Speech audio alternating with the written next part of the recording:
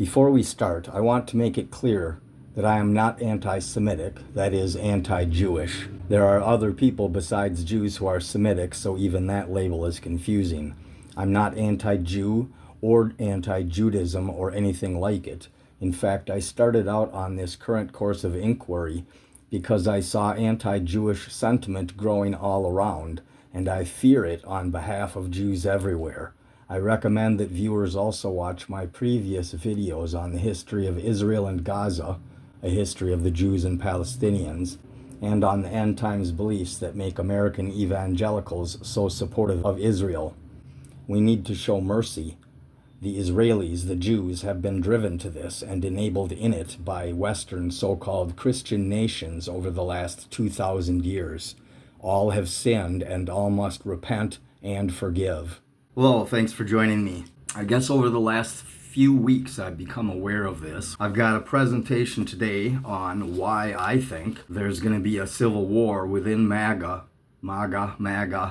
over Israel. I'm going to be putting up a chart here of religious beliefs. This is the people on the right. So as you can see, evangelicals are the most numerous single group here. I mean, other Christian includes Catholic, Protestant, all the Protestant, Orthodox, includes all sorts of people. Not that the evangelical Protestant church is a single entity either.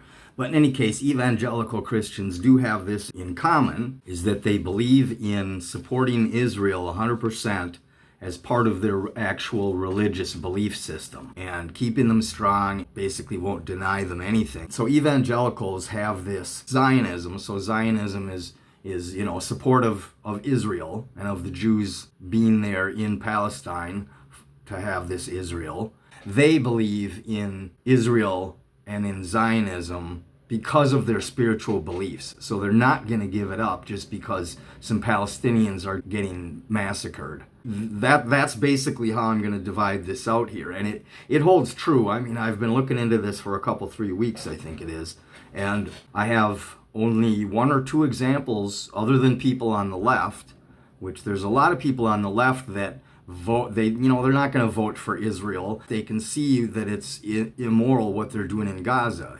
People on the left are more concerned with justice and all these other things, whereas people on the right, they tend to vote 100% with their tribe, whatever it is. And the only examples I've found, well, no, that's actually, I was thinking Max Blumenthal and his father, but they're left wing. So, I've found 100% confirmation that everyone I've looked into, which is most major figures, they all vote according to what their religious beliefs are. In other words, if they are evangelical or Baptist or Pentecostal and believe in Zionism, then they do support Israel and they won't speak a word against them. Others who have Zionism actually as part of their belief system include Messianic Jews, and then there's Jewish Zionists who may be observant or not, but there's some who just want the Jewish people to have a place to go, even though they're not, maybe all of them, religious Jewish Zionists. And then on the other side, you've got, all the people who don't have Zionism. They don't believe that support of Israel is biblical.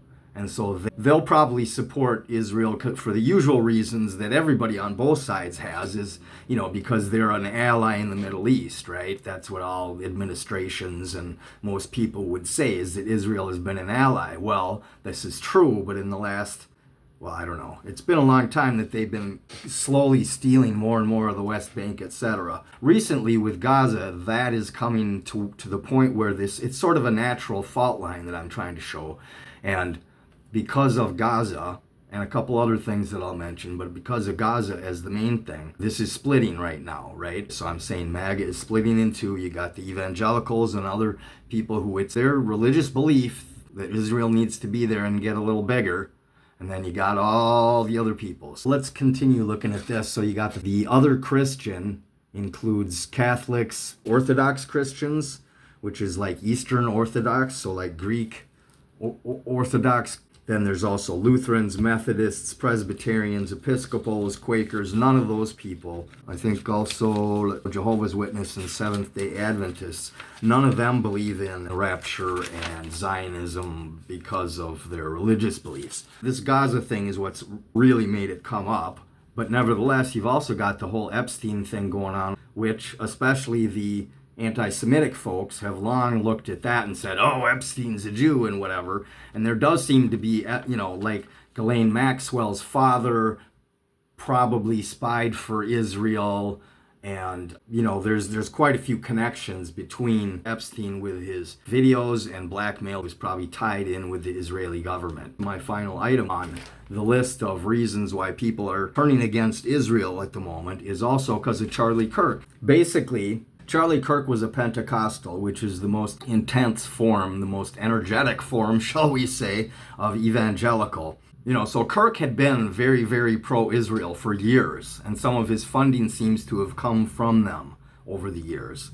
And he, went to Israel a bunch of times. He seems to have coordinated his message with them to a fairly large extent. But then lately, because of Gaza, he was starting to question that, the brutality of it and everything. And it seemed like suddenly he was getting sort of people pressuring him to keep supporting Israel and so forth. And so, without getting too much into this, you can go down the rabbit hole if you'd like to. I don't believe that, well, first of all, because of the ballistics, the fact that the 30-06 is going to blow his head completely off, that I've seen, that there's absolutely no way that he was killed with a 30-06 like the FBI says. And then we know that Kash Patel's been lying about Epstein. It's enough to where at this point, I don't believe any of it. And I don't really, they're fighting amongst themselves about it. So Charlie Kirk had been questioning Israeli influence and such. And suddenly he dies. So the fact is that whatever I may think about the whole situation, I've also seen, as I've been watching all this, that about half of right-wing media seems to be not buying this government story either, and they are starting to look toward Israel as the culprits. So yeah, it seems like mostly the non-Zionists are the ones that are questioning things, but the ones that are Zionists, for whatever religious reason or whatever, they don't want to question it, so they're defending the status quo. 100%. Whatever their tribe is, that's what they're seeing here. But I have no tribe, so my seeing that there's unbelievable, unexplainable things here, hopefully puts a little more weight on it. That, because I've never been a conspiracist before. Well, I'm not a conspiracist. I'm not a conspiracist. I'm not a conspiracist. So it seems that there's going to be this MAGA civil war because of Israel, over Israel. Now we're going to look in a little bit of detail at who makes up this evangelical coalition. So we've got Erica Kirk of Turning Point and Charlie Kirk. Charlie was a Pentecostal, but now Erica, she was raised mostly by her mother, who was half Italian, which would probably be Catholic, and half Lebanese Christian. Lebanese Christians have been allies of the Israelis against the Muslim countries that surround them. So in any case, she had no Zionist beliefs from either her parents or her grandparents, as far as we can tell. So anyway, it's kind of hard to tell exactly which direction Erica Kirk might go. So there's that. You've probably heard of PragerU, which isn't really a university, but in any case, there's an Israeli at the head of PragerU, which is a pro-Israel propaganda sort of thing.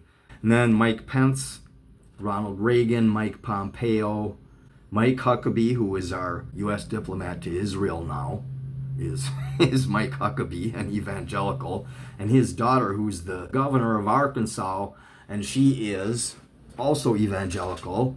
The Tea Party was about 2/3 evangelical. So the Tea Party included Michelle Bachmann, Sarah Palin, and Glenn Beck. Under the current administration, people who are evangelical and therefore will support Israel 100% include Pete Hegseth, our Secretary of War, Paula White, who is Donald Trump's faith advisor, Chuck Grassley in, I think the Senate it is, if I'm not mistaken. Basically, half of the Senate and half of the House are evangelical. Not just Protestant, but evangelical. Speaker Mike Johnson and Steve Scalise, the majority leader, those two specifically are evangelical. Bob Hagee down in Texas, he's got a huge following. I've quoted or shown video clips from him previously. Pat Robertson, who we've probably all heard about, he died in 2023. Jerry Falwell of Moral Majority, he died in 2007. There's Franklin Graham, who was the son of Billy Graham.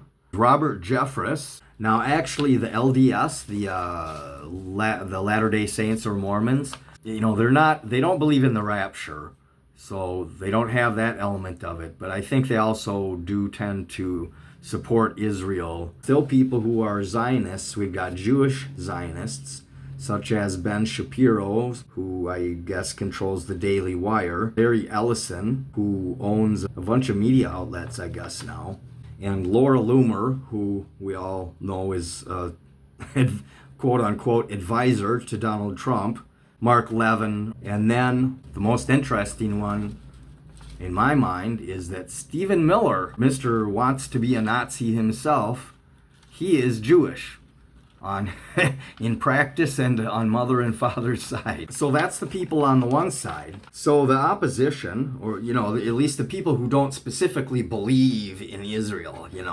they might probably eventually will break with them over Gaza and the killing, and then if Epstein turns out to actually have been connected to Israel, that won't look good. So a lot of these people are already breaking because of that, because they believe these things. So you've got Catholics.